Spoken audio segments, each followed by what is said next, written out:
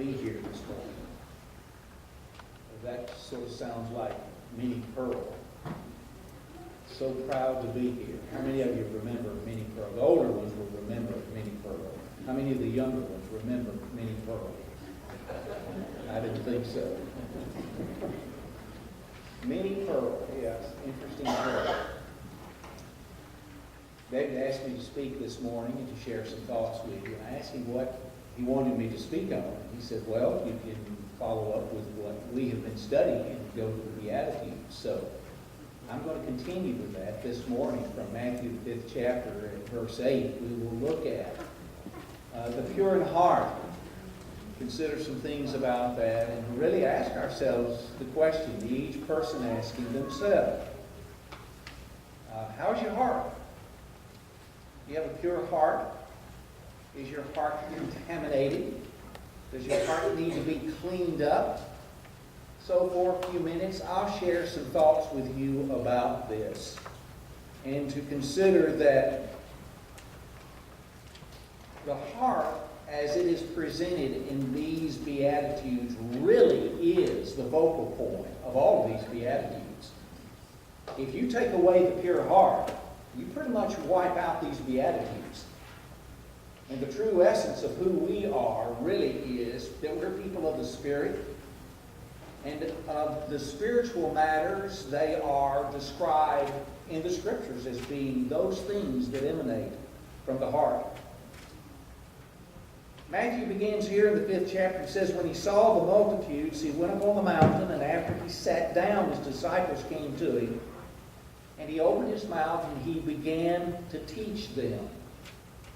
That's a beautiful area. I have been blessed to have been there, to have been on what many people believe, generally the site of where the Beatitudes were presented. It's not a mountain as we would think of a mountain. I would think of Lookout Mountain as being really a mountain.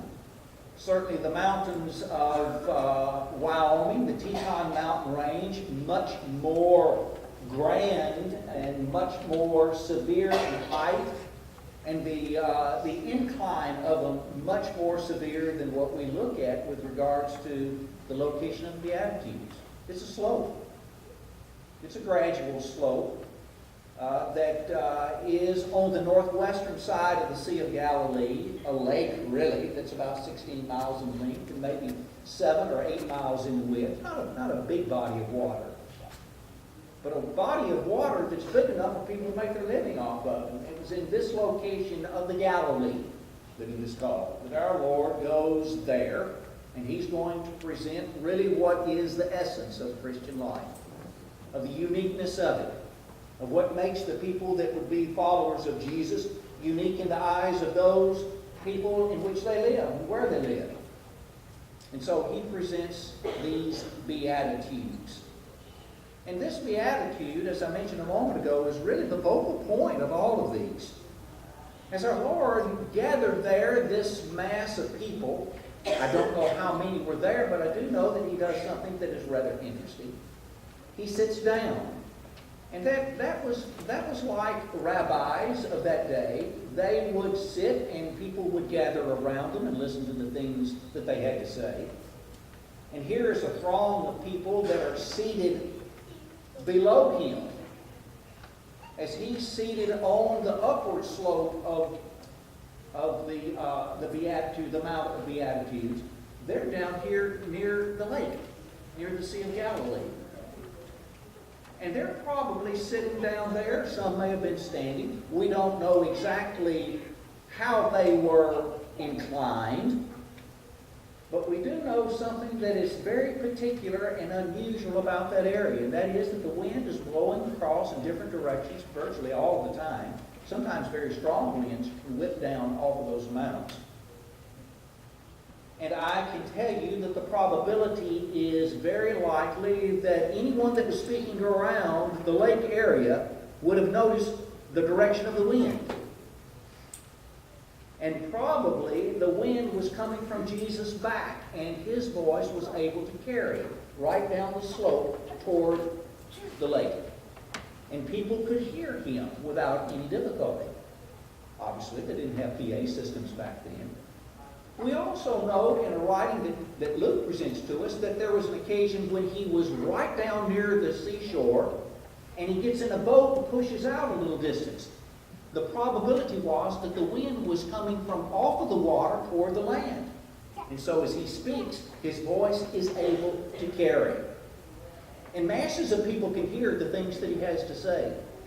And when Jesus spoke, I firmly believe the power of his words, which was noted by others, he spoke as one with authority, that they listened to every single word that he had to say.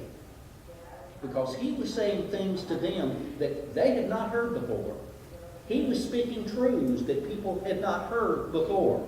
And certainly the way that he presented it was in such a unique way that these were new things to them. And he also spoke in parables. A new presentation that he was giving to the people of the Galilee. It must have been a very interesting situation. If you could just stand back and look and observe what was going on. And to know that he is speaking something that is at the very heart of the matter of life, as he says here in verse 8. Blessed are the pure in heart, for they shall see God. Blessed are the pure in heart. You know, as I read this, and I thought about it in time past, I've wondered what really is a unique representation of what pureness in heart is. Are you pure in heart? Is your heart pure? Is your heart uncontaminated? Is your heart innocent? And as I thought about this, the thought that came to my mind is that of a child, of the pureness and the innocence of a child. In the 1880s, there was a speaker that was an atheist. Some say he was an agnostic, but he was an atheist and did not believe in God, even though his father had been a congregational preacher. Interesting. Robert Ingersoll. You might want to go online and look up this individual because his life is very interesting. He was an attorney. But he also became a great public speaker in this country decrying deity. And there was a large gathering. We believe that it was in Philadelphia that he spoke to thousands of people. And did you know back then, in the 1880s, people would pay $1 to hear this man speak? That was a lot of money. And on a gathering such as this, where there were thousands of people, we're talking about thousands of dollars of revenue that was coming into that man's pocket. Because he captured people so well with the words that he spoke. And on this particular occasion, as the record gives it, he got to the end of his presentation, and he put this challenge before the people. If you believe that there is a God, stand up and be counted. Not a person stood. And he walked around on the platform and he said the second time, if you believe that there is a God, stand up and be counted. No one stood. But he makes the challenge the third and the final time. If you believe that there is a God, stand up and be counted. And in the very back of the auditorium, a little girl got up, stood up, and began to sing. Stand up for Jesus. Ye soldiers of the cross. And a woman over here heard her, and she stood and joined her in the song. And another person over here, and more over here, and here, and here, until finally the entire auditorium, thousands of people, were standing up and singing, stand up for Jesus. Robert Ingersoll turned and stomped off of the stage. A child defying an atheist. The pureness of heart, a child. And a child shall lead them, as the scriptures tell us. There was the occasion where Jesus was presenting the words, and the people were gathering, and many of the women were bringing their children to him. They wanted the rabbi, the rabbani, to bless their children. You know, rabbis were unique individuals back during biblical times. Very learned individuals, if for nothing else than their ability to memorize the scriptures, because if you were a true rabbi, what you did was to memorize Genesis, Exodus, Leviticus, Numbers, and Deuteronomy. You knew word for word by heart the 5 books that we believe Moses wrote and we call the Torah. Genesis, Exodus, Leviticus, Numbers, and Deuteronomy. Jesus knew them by heart.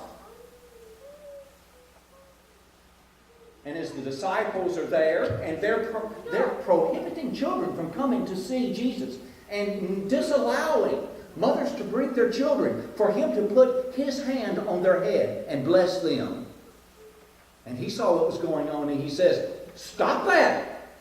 Do not prohibit the little children to come to me. Allow the children to come to me." For what? For such is the kingdom of heaven. Pure in heart? Look at a child. Sinless? Look at a child. And we see what the kingdom of heaven is like. It is like a child. For our Lord says, "For such is the kingdom of heaven." Children don't have inherent sin. They're born into this world. The purest thing that is born in the world is a child. Pure and innocent and sinless. You don't need to baptize a child into the kingdom of God. Of all that are in the world, a child is the safest in the world. They are safe in the arms of the Lord. But as time goes by, we know we do become contaminated with the world. And our heart isn't so pure. Oh, we wish that it was. But sometimes we even pass judgments that are unfair. Years ago, when we were in Michigan, I was the preacher for the Roseville Church of Christ. And Roseville was involved in a mission program in West Africa. In fact, Barbara and I and the kids had been there. Todd, Craig, and Carrie. Craig and Carrie and their families are here today. Roseville had decided that we were going to pay off the church building, remove the mortgage completely, get rid of it so that we can put 2 mission families there in West Africa. There were 4 elders. I was the preacher. And they asked me to join them, and we got in a room, and it was discussed what we were going to do. And each one of the elders and me, we were going to go to the congregation. And we would go to different members, and we would sit down with them and find out what they would purpose in their mind and in their heart that they would give to eliminate the debt to send 2 mission families to Africa. So where Barbara and I spent the biggest part of the decade of the 70s. This young lady back here, Carrie, was born on the west coast of Africa. We were in the Gambia, the very place where Alex Haley had written concerning roots. I knew Alex Haley, had met him, talked with him, visited with him. So we were going to pay off the church debt. The secretary of the church there in Roseville goes to the bank, finds out what the payoff is, comes back and says, "This is what we owe." We go to the members and we start finding out what they're willing to commit on this special Sunday that we're going to have a special contribution. I go to a family, a very well-to-do family. Not rich, but they were comfortable. And I'll call them George and Betty. And George and Betty, when I asked, "What would you be willing to give to help to pay off the church debt?" they said, "Nothing. We can't give anything." As a young minister, I was shaken. I was upset. I was hurt. I went back to the elders when we had a meeting to report how things were going and what members were going to contribute to pay off the debt. And I told them about George and Betty and that they could not do it. And frankly, I'm standing before you today to tell you that I was very judgmental. My heart was not right. I didn't feel good about George and Betty. I had come from their home. I knew that they were people of means, that they were quite comfortable, but they were not going to give to pay off the debt to send 2 mission families to West Africa. And one of the elders spoke up and said, Pat, you don't know the rest of the story. George and Beverly fully support both of their parents in nursing homes. Now, I'm also here to tell you that Pat felt about that big. I had passed judgment on people who were doing the most important thing. They were taking care of their parents, providing for them. And here I had the audacity to think that they just were not being Christian enough. Pat's heart was not pure. It wasn't right. But after they told me what was going on, it really did humble me to the point of avoiding at all cost passing judgment on someone when I did not know all of the story. We even had a member up there, Jim Callahan, pulled over to the curb of the street, got out of his car, and staggered into a beer hall. And I'd often thought, wonder what people would have thought of Jim if they had known that he had gotten out of his car and staggered out of the car into a beer hall. How would they have thought about him? What would they have thought about him? What would you think about it? We have to be very careful that we don't pass judgment on situations that we do not know all of the story. And little children don't know all the story, could care less, and are uncontaminated with these things that go on in life. Jim Callahan was experiencing a heart attack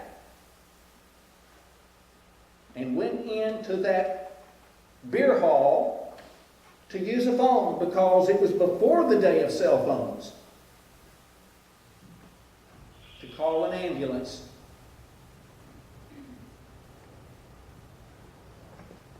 They didn't get there in time to save Jim's life. Have you ever passed judgment on people based on something that you saw and you didn't know the rest of the story?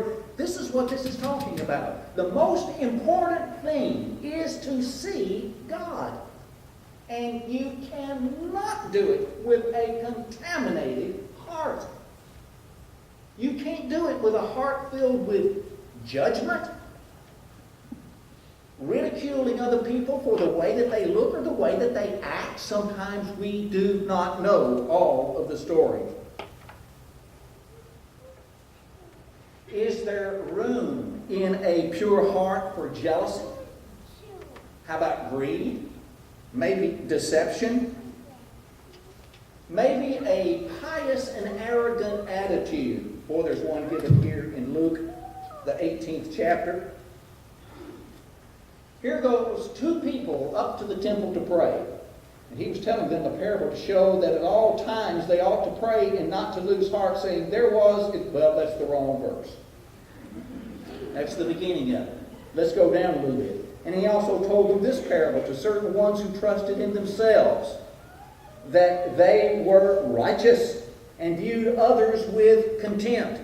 2 men went up to the temple to pray, one a Pharisee and the other a tax collector. I don't like taxes. Dislike them. I don't like to pay taxes. I dislike them. The Pharisee stood and was praying thus to himself, God, I thank you that I'm not like other people, swindlers, unjust, adulterers, and even like this tax collector over here. And it may have been what he did because they were reviled by the populace. I fast twice a week, and I pay tithes of all that I get. I am really a good person. But the tax gatherer, the tax collector, standing some distance away, was even unwilling to lift up his eyes to heaven, but was beating his breast, hitting himself, a sign of penitent contrition. And he says, God, be merciful to me, a sinner. Now see, we've got one pious person over here, so glad that he's not like that guy, and that guy is over there saying, Father, be merciful to me, a sinner. I tell you this. This man went down to his house justified. The tax collector goes to his house justified rather than the other. For everyone who exalts himself shall be humbled, and he who humbles himself shall be exalted.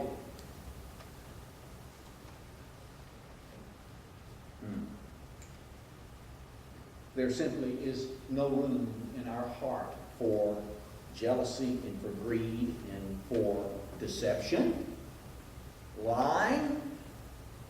Acts chapter 5, Ananias and Sapphira, they concocted this situation where it was going. They're going to make it appear to be something that it's not, as far as selling property and giving the proceeds to the church.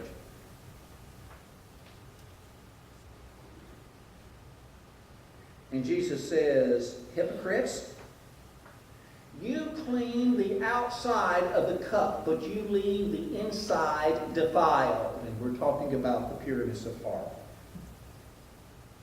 Beware of practicing your religion before others just so that they can see it. Matthew chapter 6, verse 1. And when you give, don't blow your trumpet and try to draw attention to your gift. Matthew chapter 6, verse 2. And when you pray, don't do it to be seen of men. Matthew chapter 6, verse 5. And when you pray, don't use flowery words and meaningless repetitions. Matthew chapter 6, verse 7. Don't judge lest you be judged, because you're going to be judged by the very same standard that you have used. Matthew 7, verse 1. And for certain, if you want your heart to be pure, don't try to pick the speck. Don't be a speck finder to pick the speck out of someone else's eye when you've got a post, a 4x4 post, sticking out of your eye. I hope that you're not hard-hearted. I hope that you are a person of your word, and that you work continually on purifying and cleaning your heart. For Jesus says, you honor me with your lips. You honor the Father with your lips, but your heart is far from him. Matthew chapter 15, verses 8 and 9.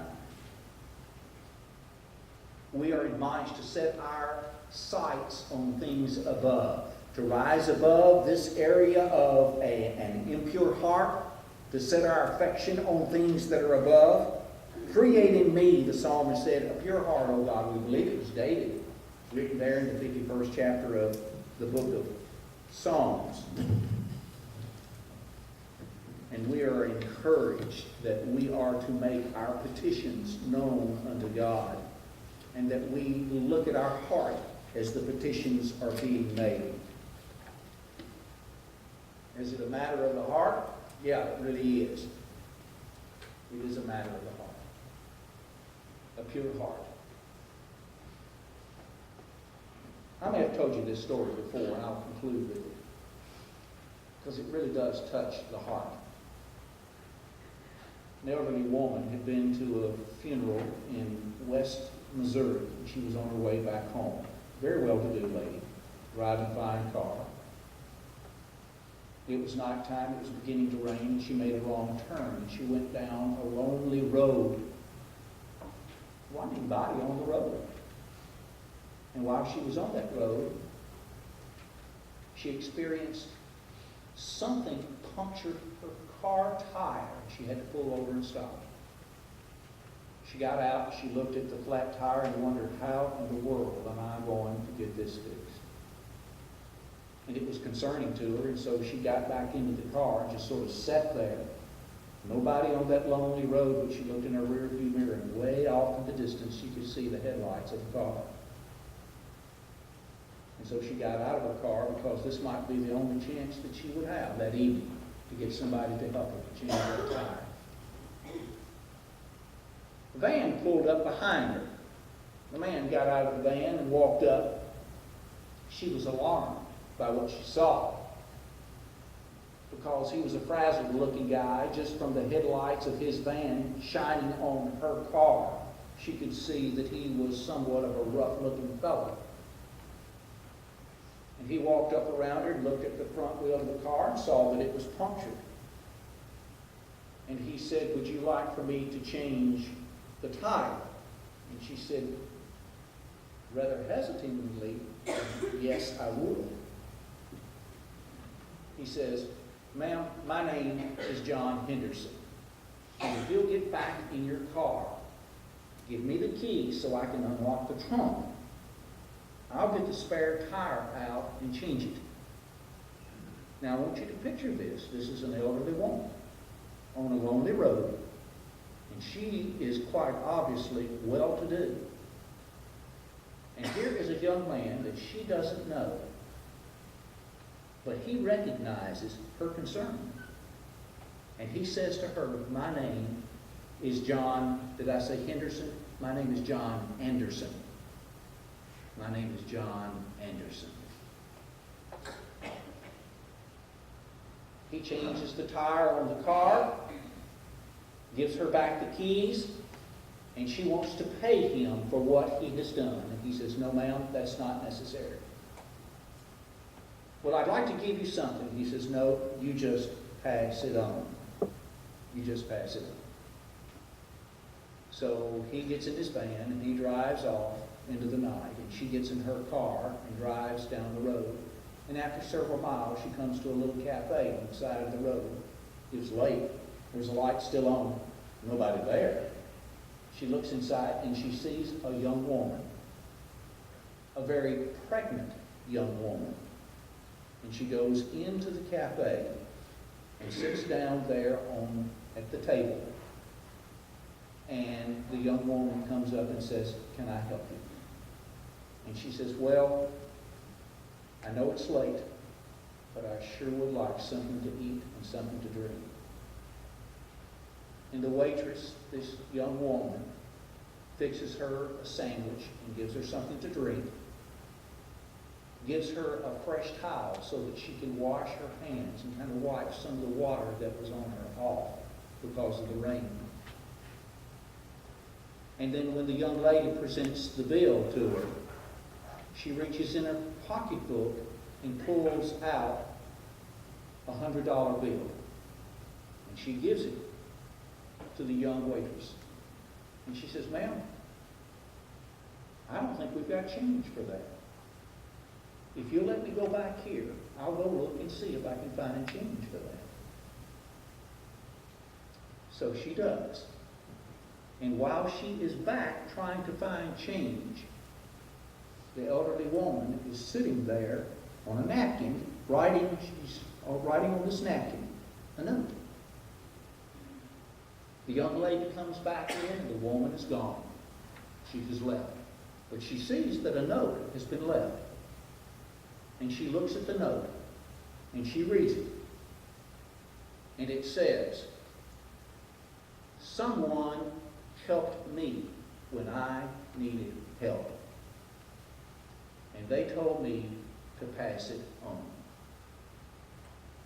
She looked at the note, and she read it, and she opened up that napkin. And inside the napkin was $400. She cried, 8 months pregnant, wondering how she was going to be able to take care of this baby. And she finished cleaning up, turned out the lights, and drove to her apartment. As she got ready for bed, she noticed that her husband was already in the bed asleep. She climbs into the bed and scoops up next to him and puts her arm around him and kisses his ear. And she whispers in his ear, "I love you, John Anderson. Everything's going to be all right." How's your heart? You have a pure heart? Is your heart filled with love? Are you non-judgmental? Do you care about the well-being of others? Are you compassionate? Sympathetic? Do you provide a shoulder for others to lean on and maybe to cry on? You see, that's what Jesus is talking about. And I believe that as he tells us, "Blessed are the pure in heart, for they shall see God," that if you act as one that is pure in heart, others can see God through your actions and be drawn to him. Blessed are the pure in heart. Yes, we want to see God. It is the focal point of our life. It's what it's all about. So where are you? You need some cleansing of the heart. Or do you have cardiosclerosis? I hope not. Bad to have arteriosclerosis and cardiosclerosis. Heart. The power of the Word is what softens it up. If we can help you in any way at all, if you're an unbeliever but you believe that there is power yet to be, and you would like to study, we'll study with you.